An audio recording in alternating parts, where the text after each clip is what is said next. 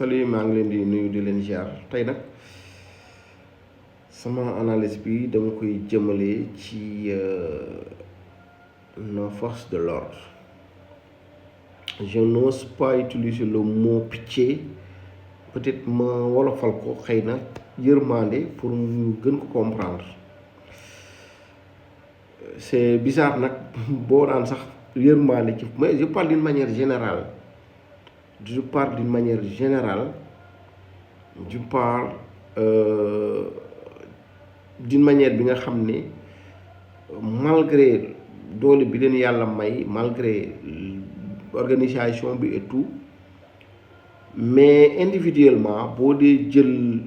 situation yi da nga naan vraiment dama am yërmande ci ñoom parce que nag dafa am lu xew loo xam ne c'est inédit maanaam daawuñu ko gis gars yi xam nañ ne nos forces de l'ordre ont toujours subi effectivement des traitements yi nga xam ne c'est pas à mon avis du lu normal ni mu war a demee que soit ñu nekk ci opposition bi ñu nekk ci pouvoir bi ba d'ailleurs bu ngeen seetloo mboolem régime yi nga xam ne jaar nañ fi yëpp dafa am catégorisation moo xam ne dañ ko doon catégoriser les forces de défense les forces de l'ordre baal ma limité ko dañ doon wax maanaam les policiers et les gendarmes de Abdou Diouf après Abdou Diouf les policiers de Abdoulaye Wade après Abdoulaye Wade les policiers et les gendarmes de Macky Sall. Même aujourd'hui il y a certains de l'opposition yi nga xam ne aussi dañuy utiliser les mêmes termes mooy policiers yi gendarme yi Diomaye lañu gendarme yi Sonko lañu kon ngeen xam ne loolu du traitement bu normal malgré succession yi nga xam ne am na ci succession yi nga xam ne am na ci régime yi taxul sénégalais bi comprendre que ne nos forces de l'ordre nekkuñu fi pour benn régime nekkuñu fi pour nit bokkuñu ci benn parti mais ils sont là pour la République du Sénégal. La preuve mooy tey képp koo xamante ni bii ñëw na toog une minute après da nga sentir ne yow mii la ñu fal président de la République du Sénégal dañ la sécuriser la ñu war a def ak yow en tant que koo xam ne yaay nouveau élu pour la République du Sénégal dañ lay protéger ba nga xam ne yow mii yow yaay président léegi loolu waroon na mën a tax sax Sénégal yi yëpp ñuy yeewu pour xam ne effectivement nos forces de l'ordre nekk luñ fi kenn mais malgré tout kenn ku nekk fa nga jàpp ne yaa ngi fa jàpp c'est pourquoi ma naan dama leen yërëm li tax ma ne dama leen yërëm nag mooy loolu yëpp malgré bu mu daan am ci opposition bi la daan jógee naturellement jëm ci pouvoir bi ak ñi incarner pouvoir bi ñëpp d'une manière générale du don les forces de l'ordre parce que forces de l'ordre yi ñoom dañu bokk ci ñi incarner état du Sénégal kon d'habitude ñi gouverner régime bu fi mënoon di nekk da nga doon ànd ak les forces de l'ordre ngeen gis ne dañu daan protéger di ñi nga xam ne ay militants lañ wala ñi nga xam dañu nekk ci mouvement présidentiel bi dañu daan effectivement défendre les forces de l'ordre quelque part bu opposition bi jógaa di leen attaquer ci def nañ lii wala def nañu laa xam nga di défendre seen régime ba tax dañuy défendre waale ñi nga xam ne ñoom ñooy forces de l'ordre yi loolu dañ ko daan gis mais li nga xam ne tey moom moo bees te yéeme te bu ñu seetloo ñun dañoo war a sant suñu borom subhanahu wa taala bu baax a baax bi ñu yàlla mayee ñu am ay forces de l'ordre yi nga xamante ni bii ils sont tellement professionnels républicains te la preuve mooy manifestation yi fi am yëpp parfois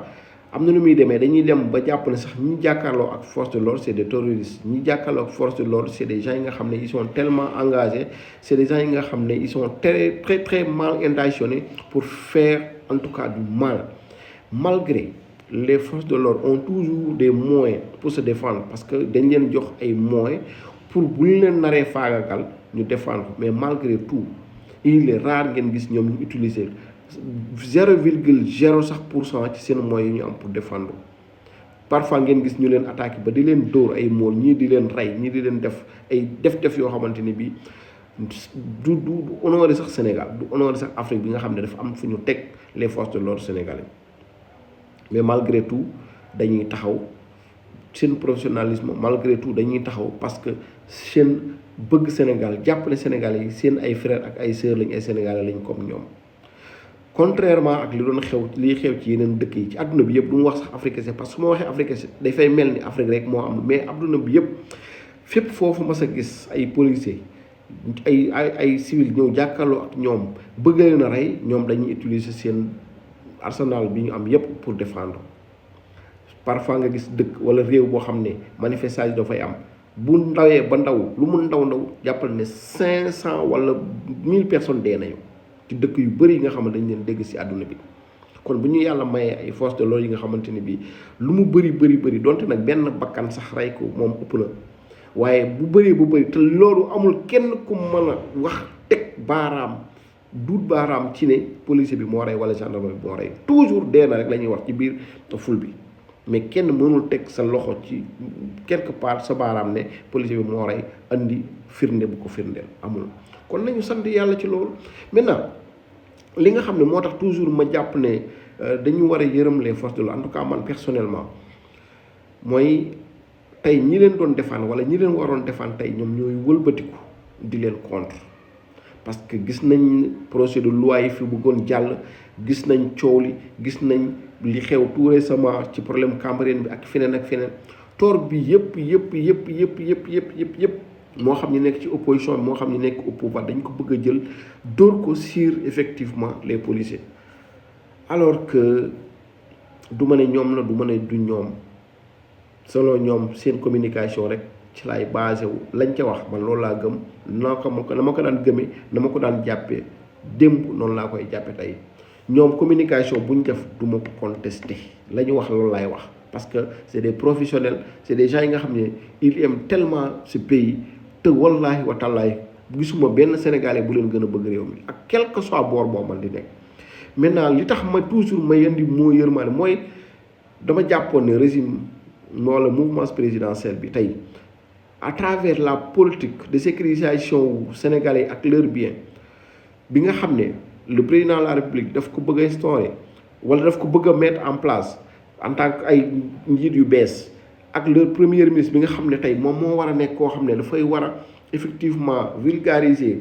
positivement la politique de sécurisation sénégalais ak leurs biens, moom moo ko waroon mettre en œuvre. Moom à travers ses militants ñoom ñoo waroon a taxaw di défendre les forces de l'ordre, mais tey le contraire la ñu gis. Il tire sévèrement sur les forces de l'ordre, ce qui n'est pas normal, ce qui n'est pas juste. te ñoom ak lu mën di xew organisation la, institution la, mais lu mën di xew c'est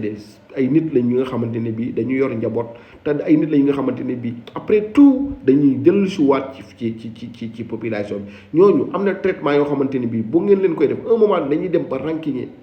te loolu du maanaam Sénégal mérité wul loolu, police Sénégal, les gendarmerie Sénégal mérité wul loolu. Donc je pense que il est temps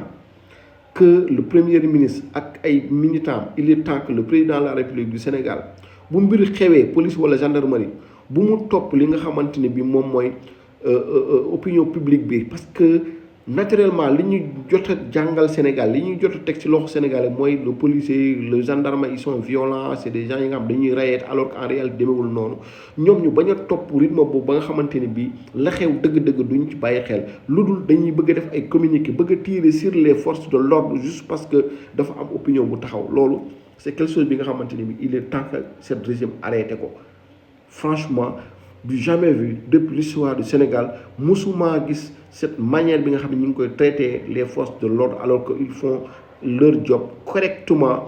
Dañuy défendre république bi, képp ku taxaw pour salfaañe république bi pare nañ pour jàmmaarloo ak yow à tout prix. Loolu nag ñii ñoo ko war a xam. Gars yi dinañ jël si waat ak beneen vidéo, parce que à mon avis c'est extrêmement important que Sénégal yi xam ne les forces de l'ordre sont tellement maltraités au Sénégal, et c'est ça la vérité.